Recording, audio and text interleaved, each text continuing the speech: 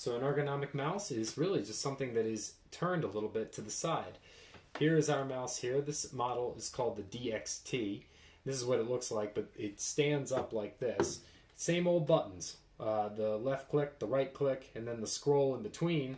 And you kind of hold it like this, sort of resting the side of your hand on the table versus the old school, compress, and hopefully you don't do this, but you're planting your wrist, which is really bad for the carpal tunnel right in here. The movements here can be done with the arm and the shoulder, but this model is actually very sensitive in its movement, and you can do a lot of things just with the fingers.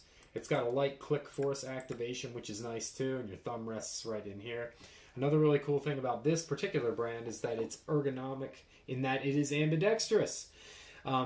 Most mice out there only are for righties. So it makes things really difficult for people who are lefties. It limits their options a lot. So you could just toggle it here, right or left,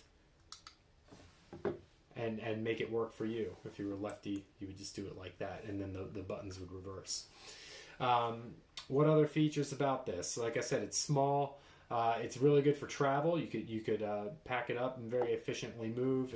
It's wireless, so it could connect to whatever device you're bringing with you. One little drawback, if it only has these 3 buttons, and traditionally that's what mice had. Nowadays you can get mice with up to 5 buttons, and you can use the software that comes with the mouse to configure the buttons to do different things and the different programs that you do to save your hand and wrist a lot of movement. If you were to do this with this mouse, you would just have fewer options because you have fewer buttons. But that's a nice little trick that some people like to take advantage of. If you're working in graphics or spreadsheets and things like that, it's always good to configure things to make it work best for you. So you might want to think twice about this particular brand. But again, it all boils down to what you do, what your issues are, and what your whole desk setup looks like. So that's pretty much it. This is an example of an ergonomic mouse. I hope this was helpful.